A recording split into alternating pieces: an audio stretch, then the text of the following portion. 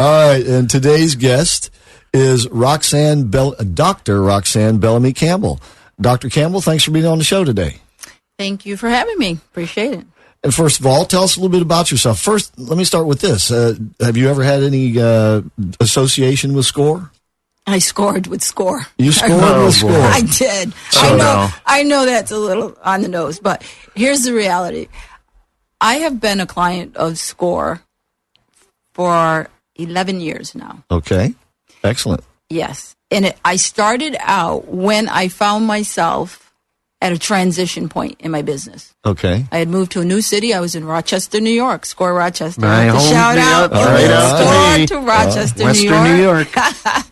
And it was the Rochester SCORE mentoring that really anchored me while I was moving my business. Okay. Things had all changed. Address changed. All the little things and then the other things on top of it. So I think it was an opportunity for a win-win and then a win because the people I was serving were winning because I was doing better. Excellent. Yep. All right. It's a good thought. Yeah. So a good philosophical thought. So let's then back up a little bit and find out how you got into the predicament that you were in so that we can better understand how SCORE helped get you further down the road. The predicament. Which one? Well, let's start out with, are you from the Rochester area? That was the predicament. No, I had moved there. All right. Yes. That's right. You just said move. So where were you from? Let's put it that way. Originally from Utica, New York. New York. Not far away. 2.5 hours down the road, right? Upstate New York. Yes, I'm from a country Attica.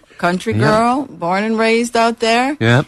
And I traveled around the country, came back, did my thing, right? Came back home. Once I got back home, I realized, having been that W-2 employee for probably 15 years, 10, 15 years, right. I realized I was at another point in my life. That's when I started really opening my mind and was encouraged to start my own business.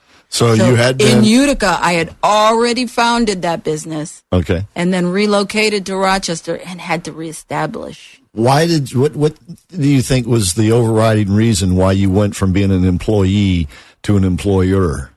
That's funny. I felt like I was I'm going to be real honest. Yeah, I felt like I was squeezed out of where I was, not by the people around me, but by my own interest and my own motivations. I loved what I was doing before, but I realized there was something more that I wanted just because that's who I am. Okay. And that's how I am. Excellent. And when I had an opportunity to take everything I'd done as an employee and apply it as a consultant, I was free.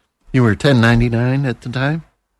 Yeah, 1099 life is another story, right? Yeah. But yeah, so it was an opportunity for me to do the things I loved doing before, but with more flexibility, more freedom, and I found a lot of fulfillment in that. So you took the experiences that you had developed over that 15 years and you put them to use. Yes, I did. For yourself. Yes. Any regrets? I try not. Probably the regret is you didn't do it sooner. So you started. So what did you do for 15 years that led you into a consulting business? And where along the way did you get your PhD? Was it before you began as an employee? Yes, I got my. Well, no, I started flipping burgers to get to my degree. Okay.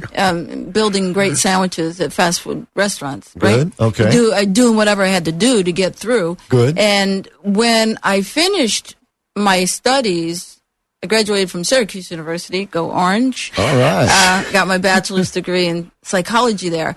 I knew at that point that I wanted to help people. So I said, I think I want to be a psychologist. Well, in order to be a psychologist, you can't do that. Can't hang your shingle. Can't get in there without a PhD. Right. So it was kind of like a given. It was like, if you're going to do it, you have to go all the way. So then I finished at Syracuse, went on to University at Albany, SUNY Albany, State University of New York at Albany. Yeah. Yeah. And that's where I got my PhD. And then I moved to California, the first chance I had to get to some sunshine.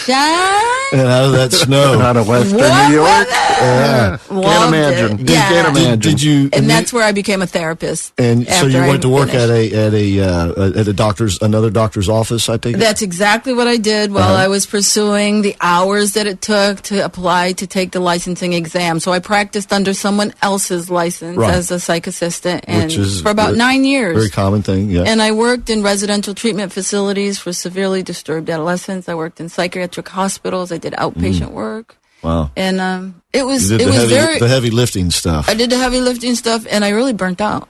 I Yeah. did. I burnt out because I was working with people. After a while, I became known for specialties, right? Mine was drug and alcohol rehabilitation, stress management, depression, working with people who were overcoming a history of being abused. Really and so serious. Heavy Right. stuff. All right. Well, we're out of time in this segment of the show. When we come back, we're going to find out more about Roxanne Bellamy Campbell's, Dr. Campbell's experiences and how they led her into business for herself and how SCORE helped out along the way. I'm going to get analyzed during the break.